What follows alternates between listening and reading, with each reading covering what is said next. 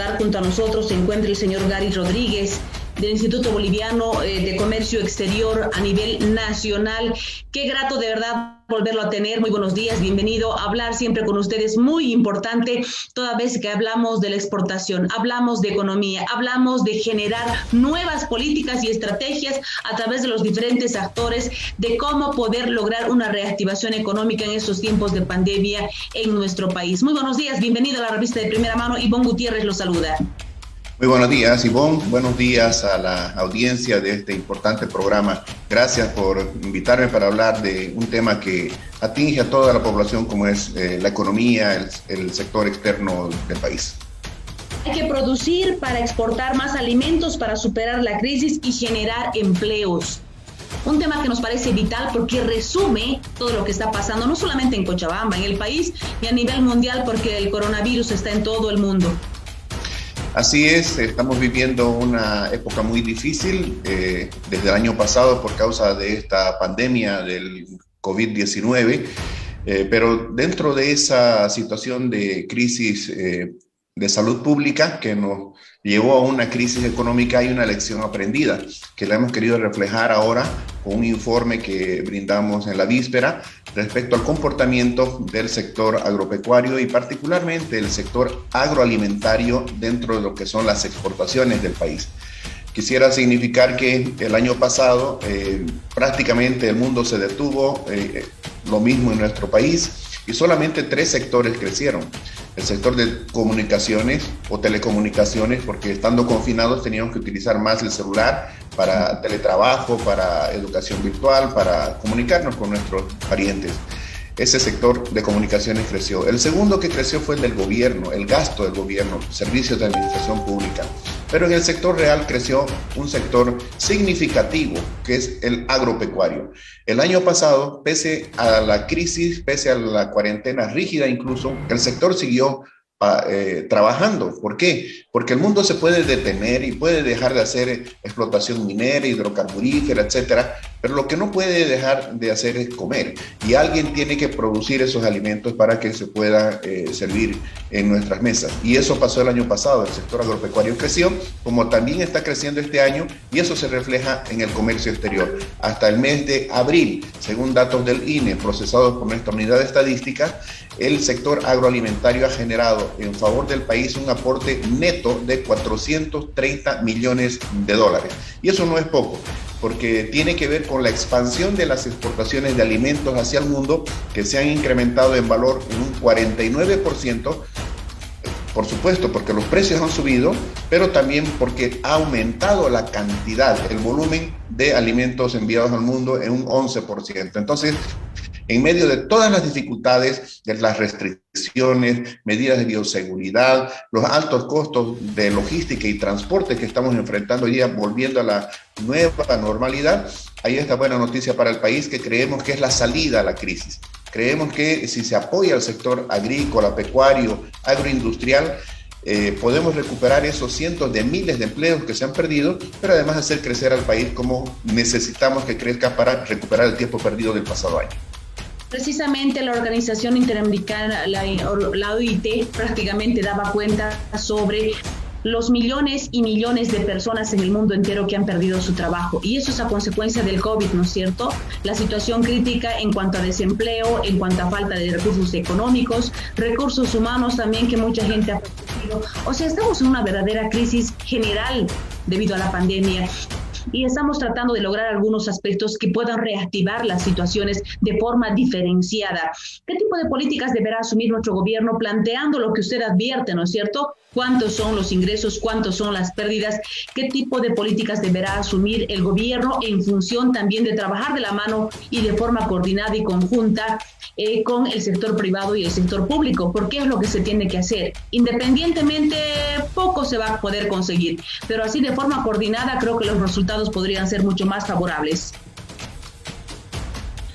Definitivamente, Ivonne, usted lo ha dicho, solamente un trabajo sinérgico público-privado puede llevarnos a tener éxito en esta lucha contra la crisis económica que ha derivado de una crisis de salud, pero que si no la atendemos bien nos puede llevar a corto plazo a una crisis social. Nosotros no queremos ver gente en las calles, no queremos ver gente haciendo bloqueos, gente reclamándole al gobierno y con inestabilidad en el país. Para eso, ¿qué tenemos que hacer? Generar empleo. ¿Y cómo generamos empleo? Con inversión. El gobierno está haciendo lo suyo.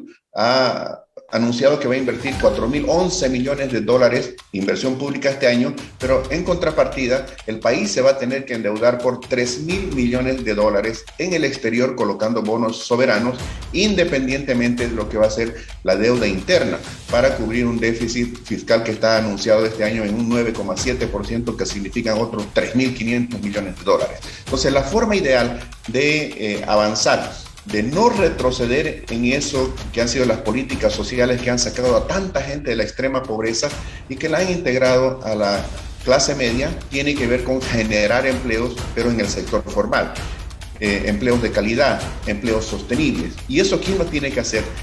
El sector empresarial. Lo tienen que hacer los productores desde la sociedad civil, tanto con capital nacional como capital extranjero. ¿Y qué se demanda para eso? Simple y llanamente condiciones mínimas que tienen que ver con seguridad jurídica para la recuperación de los capitales, que tiene que ver con seguridad de mercado, que haya libre exportación de excedentes una vez que esté cubierto el mercado interno, que haya seguridad de mercado interno, eso significa combatir el contrabando. Y tercero, que hayan políticas sectoriales en función de lo que demanda, por ejemplo, el sector agropecuario, agroindustrial, o el sector forestal, o el sector industrial manufacturero. Esa es la forma de salir adelante. No hay misterio en esto. Y sabe que no solamente existe el capital, existe la tecnología, existe el conocimiento, pero además existen las ganas de hacerlo en el sector empresarial y la urgencia de hacerlo en función de no retroceder, reitero, con millones de personas que pueden volver a ser pobres el día de mañana si es que no solucionamos a tiempo esta crisis económica.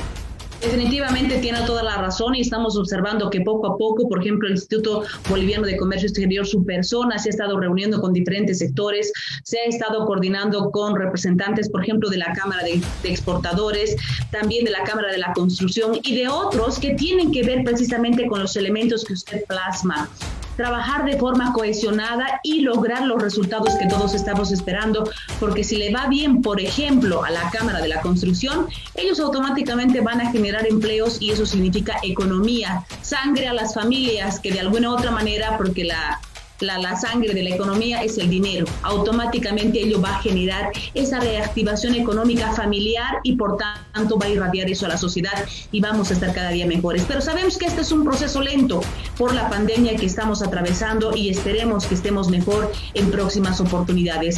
Licenciado, yo le agradezco mucho este análisis que usted realiza, importante siempre es el aporte que usted lleva adelante y sobre todo esos trabajos de acuerdos, convenios, de generar y estar inquieto siempre en esta dinámica que me alegra muchísimo, es por eso que lo invito constantemente. Gracias por haber estado con nosotros en esta entrevista especial. No, al contrario, el agradecido soy yo de poder llegar a la audiencia de este programa y decirle que no perdamos la esperanza. Yo estoy seguro que Bolivia, con muy poco esfuerzo, acuérdese de mí, si nos ponemos de acuerdo sector público y privado, podemos pasar de una situación de crisis a crecer como nunca lo hemos hecho antes. ¿Sí? El gobierno abre mercados, permite libre exportación, combate el contrabando, sustituye más importaciones, el sector empresario va a invertir y con eso va a generar más empleos, esos empleos que tanto necesita el país. Así que muchas gracias una vez más, les deseo una feliz jornada, bendiciones para todos. Muchas gracias y de verdad el tema que usted ha tocado, telecomunicaciones, que ha crecido en primer lugar, tiene razón. Porque Internet hoy en día ya no es un lujo tener en casa, es una necesidad. Usted lo ha dicho, tema estudio, tema trabajo, necesitamos Internet porque también es un mecanismo tecnológico que evita que mucha gente continúe cayendo como enfermo, como contagiado o como fallecido, porque nos quedamos en casa trabajando desde en casa. Y lamentablemente muchas de las empresas de telecomunicaciones no están haciendo lo suyo para brindar esta facilidad a la población. Y hay algunos que incluso en esta situación de pandemia se están aprovechando con los presupuestos. Y creo que no debemos aprovecharnos ante el dolor ajeno. Hay mucha gente que no tiene ni para medicamentos, pero tiene que preocuparse en pagar del Internet para que los hijos continúen pasando clases. Son realmente situaciones lamentables y que el gobierno podía superar porque tenemos una empresa de telecomunicaciones estatal, ¿no? Entel, que al parecer no está operando como debería ser? Bueno, creo que este es un momento cuando se debería sincerar muchas cosas. Tenemos un satélite propio en el cual hemos invertido, si no me equivoco, más de $300 millones. Y tenemos una empresa estatal de telecomunicaciones. Bueno, ahora es cuando se tiene que demostrar la efectividad, la eficiencia de esa administración. Y claro, en todo el mundo, absolutamente en todo el mundo, están habiendo sacrificios por parte de las entidades gubernamentales, pero también desde el punto de vista privado. Entonces creo que una sana competencia aquí por parte de la empresa estatal podría llevar a las otras empresas de telecomunicación a bajar costos o a entrar con políticas de responsabilidad social. Hay formas de hacerlo. Yo creo que todos tenemos que ser solidarios en este momento. Bien decía usted, para que los niños puedan... Bueno, yo tengo un caso, por ejemplo, la trabajadora de hogar ha tenido que comprar en nuestra casa pues, un nuevo celular. Ella utiliza el Wi-Fi, pero tiene 4 hijos. Imagínense tener 4 celulares para atender a sus niños. Eso significa megas, etcétera.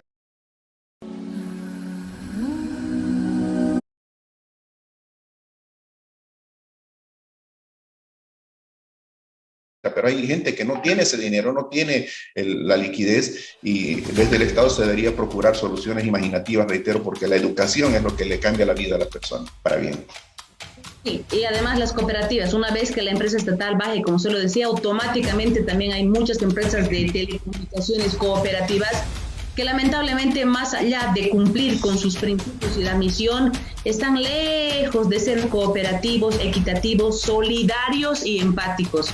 Una vez más le agradezco de verdad por este análisis. Estaremos en otra oportunidad. Licenciado Gary Rodríguez, gerente general del Instituto Boliviano de Comercio Exterior. Gracias. Muchísimas gracias de nuevo y bendiciones para todos. Hasta una nueva oportunidad. Igualmente, muchas gracias. Hemos conversado con el gerente general del IPSE.